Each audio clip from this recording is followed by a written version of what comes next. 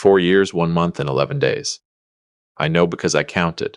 Not obsessively, not on a wall calendar with red X's. I just know the way you know how long it's been since someone you love walked out of your life without looking back. The last time I saw my son, he was standing in my driveway in Knoxville loading the last box into a rented U-Haul, and when I said, "Call me when you get settled," he said, "Sure, Dad." That was it. Sure, Dad. Like I had asked him to let me know when the pizza arrived. I'm 63 years old.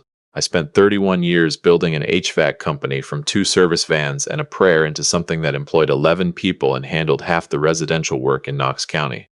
I sold it 4 years ago for a number that surprised even me, retired to a house on Norris Lake, and told myself this was the part of life I'd been working toward. The fishing, the mornings without an alarm, the peace of watching fog burn off the water before sunrise. What I hadn't counted on was doing all of it alone.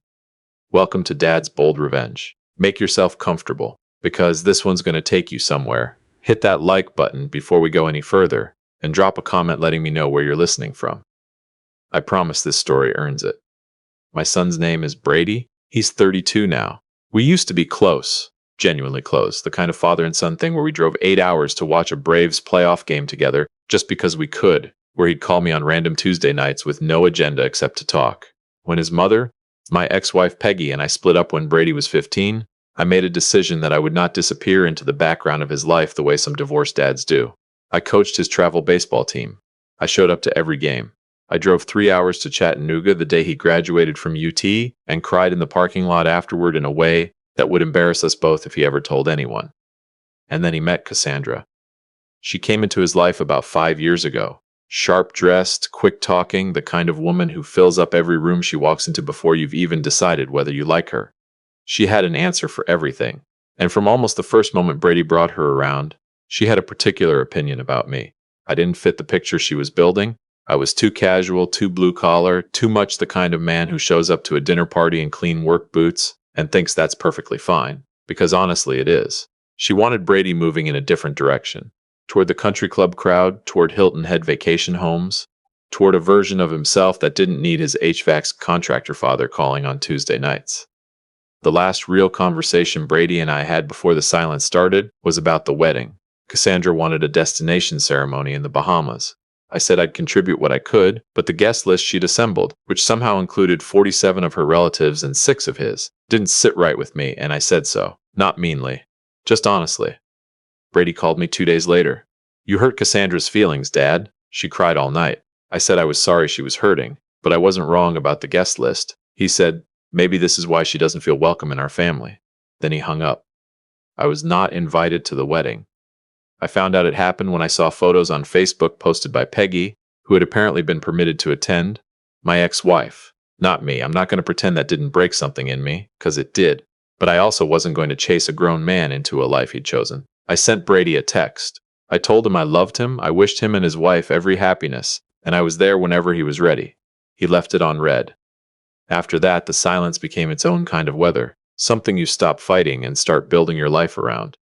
I fished. I fixed up the lake house. I made friends with my neighbors, a retired couple from Maryville who invited me to their cookouts and never asked questions about family. It wasn't a bad life, it was just smaller than I'd planned. Then on a Thursday morning in early April, I made the mistake of posting a photo on Facebook. It was just a picture of my new truck, a Ram 1500, I'd bought myself for my 63rd birthday, dark blue, parked at the boat launch with the lake stretching out behind it. 31 years of work got me that truck and I was proud of it. I posted it without thinking twice. My phone rang that afternoon, a number I'd kept in my contacts for 4 years but never called Brady. I stood in my kitchen and watched it ring for 2 full cycles before I answered. My hand wasn't shaking. I want to be clear about that. I had told myself too many times that hope was a luxury I couldn't afford, and I'd mostly made myself believe it. So I answered with all the calm I had left. "Hey, son." A pause. Like he was surprised I'd picked up, or surprised by the word son, or surprised by something he couldn't name. "Hey, Dad." His voice was different. Thicker. Older in a way that 4 years will do to a voice whether you're listening or not. "It's good to hear you." We talked for 12 minutes. I know because I checked my call log afterward, the same way you verify something you can't quite believe happened. We talked about the truck, about the lake, about nothing much at all. And then near the end, he said it. "Dad, I've got some news. Cassandra's pregnant. We're having a baby in August." I sat down at the kitchen table. Whatever wall I'd been living behind, there was a crack running through it now, and something warm was pushing through. Brady, that's wonderful. Yeah. Another pause. Dad, we want you in this kid's life. We want things to be different. A shorter pause. There's something we need to talk about, though. We're trying to buy a house before the baby comes. The market's rough right now. Cassandra found a place she loves over in Farragut. Good school district, big backyard. We need about $80,000 for the down payment to get our rate where we need it. There it was. I didn't say anything right away. I let the silence hold for a moment, and I think Brady knew he was in it, because he kept talking. I know it's a lot, Dad, but you sold the business. Cassandra thought maybe you could consider it like an early inheritance or a gift to your grandchild. You'd be part of their life. You could be there from the beginning. My grandchild. He'd said grandchild, and part of me, the same part that answered that phone call, the same stubborn, hopeful part that apparently never fully dies in a father, latched onto that word the way a man going under grabs a rope he's not sure will hold. But 31 years of running a business taught me one thing above everything else. When a deal sounds like a gift, you read the fine print before you sign. I told Brady I needed a few days to think it over. He said, of course, take all the time I needed, and his voice was warm and easy. And for a moment, I almost believed the whole thing was exactly what it looked like. Almost. I sat down at my desk that evening and pulled up the property listing in Farragut that Brady had mentioned. Nice house, 4 bedrooms, 2-car garage, big fenced backyard, listed at $410,000. The kind of place you'd be proud to raise a kid. Then I looked up Cassandra. The first thing I found wasn't alarming on its own. A judgment lien filed against her in Hamilton County, Chattanooga, where she'd lived before Brady, from about 3 years back. $8,000, a credit card company. People go through rough patches. I wasn't going to hold one old debt against someone. But I kept looking. And here's the thing about looking. When you're a man who spent 3 decades tracking down the source of broken systems, you find one crack and you don't stop, because one crack almost never comes alone. The second thing I found was a bankruptcy filing. Chapter 7, filed 18 months before she married Brady. Discharge, technically a clean slate. But the filing itself told a story. $62,000 in unsecured debt, spread across 7 credit cards and 2 personal loans. Not medical bills. Not some unforeseen emergency, consumer debt built steadily over years. I pushed back from the desk and walked to the window and stood there, looking at the lake in the dark, the water moving in that slow black way it does after sunset. In my line of work, when you come out of a crawl space and find a problem, bad ductwork, something jury-rigged together by someone who didn't know what they were doing, you don't write it off because it held up this long. You trace it back to the source. You ask what kind of thinking built this, and is it still happening? I went back to the desk. It took another 2 hours, but I found it. Cassandra had 3 new credit accounts opened in the 24 months since the bankruptcy discharge, since she and Brady had gotten married. Total available credit across those accounts: $44,000. Current balances: $41,000. She had spent 2 years rebuilding the exact same pattern. Then I found the thing that made the whole picture click together in a way that turned my stomach cold. A public record, a notice of creditor claim filed 2 months earlier in the county where she and Brady currently lived. One of her pre-bankruptcy creditors, a debt buyer, was arguing the discharge had been improper. The case was still pending, which meant there was a legal cloud hanging over those old debts. It was possible, if the creditor prevailed, that she'd be back on the hook for a significant chunk of that $62,000. The $80,000 down payment wasn't a gift for a grandchild. It was a buffer. Cash moved into a jointly held property where it would be harder to claw back, with a portion likely earmarked to quietly settle the pending claim before it progressed any further. She needed liquid money in fast, before August, before the baby, before whatever was coming got any closer. My son didn't know. I was nearly certain of that. Brady is too straightforward to run a play like this. He'd believed every word she told him about fresh starts and school districts and backyards. He was in love, and he was going to be a father, and those 2 facts together make a man believe things he'd otherwise question. I printed everything. Every filing, every lien, every account record I could pull from public sources. I put it all in a manila folder, the same kind I used for job estimates back when the business was running, back when a folder that thin could hold the difference between a profitable quarter and a losing one. Then I sat at that kitchen table until almost midnight, just me and the sound of the refrigerator and the fog settling on the lake, and I thought through what I was going to do. I could call Brady and lay it out over the phone. Maybe a smarter man would have done exactly that. But here's what I knew from raising him. Brady needs to see something to believe it. He always has been that way. He trusts what he can hold in his hands. If I called and told him his wife had hidden a bankruptcy and was possibly using him to cover old debt, he'd hear Cassandra's voice instead of mine. He'd hear his mother's voice, he'd hear 4 years of silence, and wonder if I was just bitter, just an old man who never liked her. He needed to see the folder. I called Brady back 3 days later and told him I'd like to come see them in person, that I wanted to talk about the house, about the baby, about all of it. He sounded genuinely glad. Cassandra was making dinner Saturday. Come around 6. I drove 2 hours to their apartment in Maryville on a Saturday evening in light rain, the same kind of rain that seems to follow me into the moments that matter, soft and persistent and not asking anyone's permission. I'd put on a decent shirt. I'd left the folder in a paper bag on the back seat, out of sight, the way you leave a tool you hope you won't need to use. Their apartment was nicer than I'd expected. Cassandra had a talent for arrangements, everything in its right place, candles burning, something good smelling on the stove.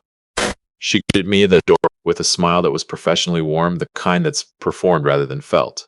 She was further along than I'd imagined, 6 months, maybe more. She looked tired under the polish. Brady looked good, a little heavier, a little older around the eyes, but good. He hugged me at the door and held it for a half-second longer than a polite hug, and I let him, and I didn't say anything about it. Dinner was careful. Brady and I talked about the Vols, about the lake, about whether the base were running yet. Cassandra talked about nursery colors and car seat, safety ratings, and the particular layout of the Farragut house that made it exactly right. She was good at talking. She filled every available space so nothing uncomfortable could fit itself in.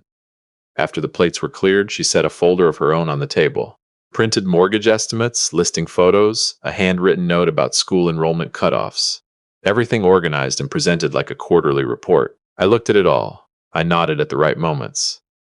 Then she leaned forward slightly and said, "So, Norm, we're hoping you've had a chance to think about the down payment. We'd love to be in the house by July." I looked at her, then I looked at my son.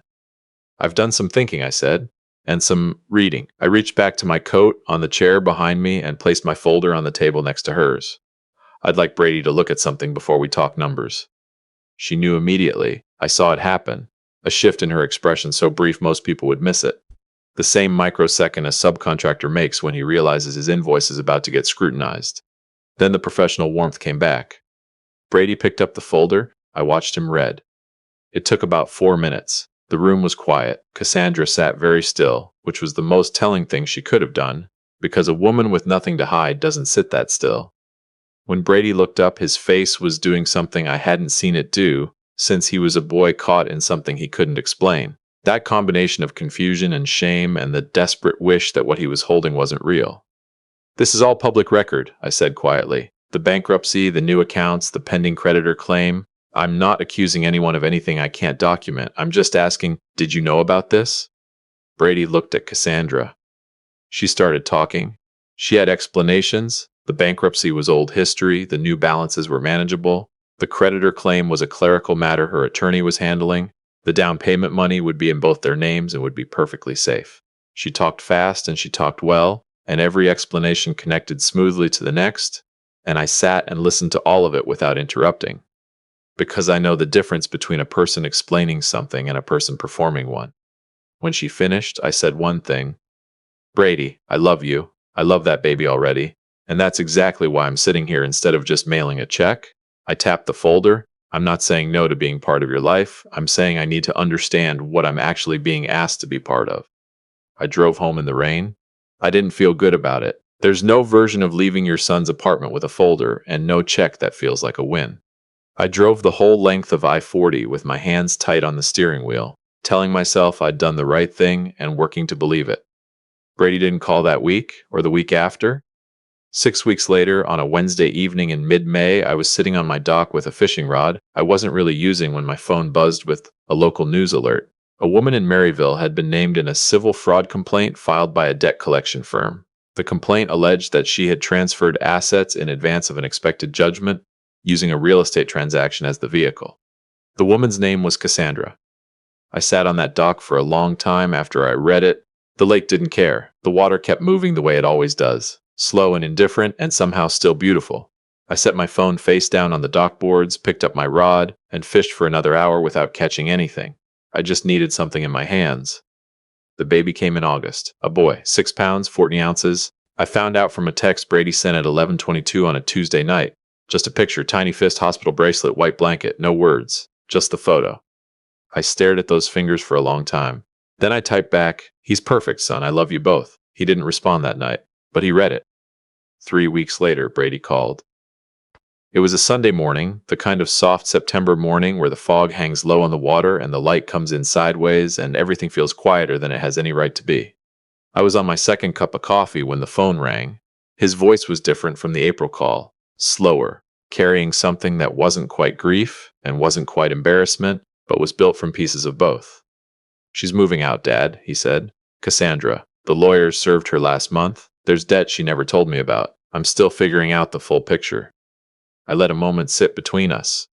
"I'm sorry, son. I genuinely am." "You tried to tell me." His voice cracked slightly on the last word. "You put that folder on the table and I just—" He stopped. "I should have listened."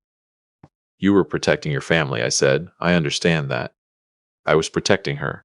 He was quiet for a moment. "Dad, can I come up to the lake, just me and the baby? I need to sit somewhere that isn't this apartment."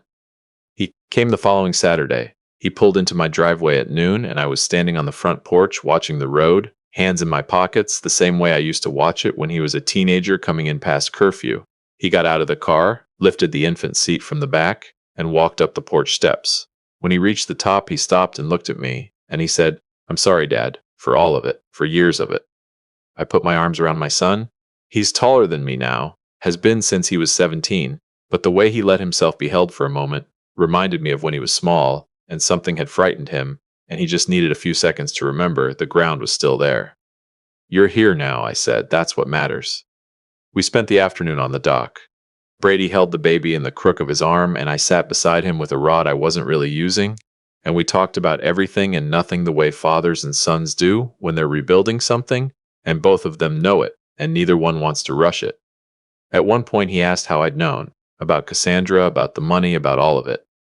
"Same way I always found problems in a system," I said. "You start with the one thing that doesn't add up and you follow it back to the source." He nodded slowly. Then he said, "I should have come to you years ago, about a lot of things." "Yeah," I said, "you should have." I said it without any edge to it, just as a fact that didn't need decoration. "But you're here now." He looked out at the water. The baby made a small sound in his sleep, some private dream language that meant nothing and everything. Brady smoothed a hand over the tiny head and went quiet for a while. "What do I do now?" he finally asked. Not about the legal situation or the finances. I could tell by the way he asked it that he meant something bigger. "You raised that boy, right?" I said. "You be honest with him the way I tried to be with you. You make sure he knows his grandfather." I glanced over. "And you let me help when I can actually help, not because you need a number from me, but because that's what family is." Brady didn't say anything for a while. The water moved. A great blue heron landed on a log about 30 yards out, completely unbothered by the two of us sitting there trying to sort ourselves out. "I'm sorry I didn't invite you to the wedding," he said eventually. "I think about that a lot lately." "I know," I said. "Were you angry?" I thought about the Facebook photos, my ex-wife's face in the crowd, an empty seat somewhere with no name on it. "Yeah," I said honestly. "For a while I was angry, then I was sad. Then I got tired of being either one and I just waited." Brady wiped his face quickly with the back of his hand, the fast way men do it when they're hoping nobody notices. "I don't want to do this again," he said. "The distance, silence. I don't want that to be us." "Then we won't do it," I said. Simple as that. We stayed on that dock until the light went orange and the baby woke up hungry and Brady had to go inside. I sat out there alone for a few minutes after they went in, watching the heron, watching the way the lake changed color as the sun got low. I didn't feel like I'd won anything. That's the honest truth. There was no version of the past 4 years that felt like a victory. My son lost 4 years with his father. His son lost 4 years with a grandfather he hadn't even been born for yet. A woman I never fully trusted had driven a wedge through my family, and I'd had to sit still and wait for the whole thing to fall out on its own. But sitting there listening to my son move around in the house behind me, listening to the sounds of a grandchild I'd only just met, I felt something I hadn't felt in a very long time. Not happiness exactly. Something quieter than that. Like something that had been broken for a long while was finally sitting still enough to start healing. I'll tell you this much about being a father: it doesn't end. It doesn't end when they stop calling. It doesn't end when they go quiet for 4 years and leave you in a driveway holding a goodbye that sounded like, "Sure, Dad." It doesn't end when they show up again with someone who wants your money more than your presence. It doesn't end when you have to be the person who puts a folder on a dinner table and says the thing nobody in that room wants to hear. You just keep the door open, you hold the line on what's real, and you wait. If this story reached you somewhere, leave a comment below and let me know where you're listening from. If you're not subscribed yet, take 2 seconds and hit that button. There's more where this came from. I'll see you on the next one.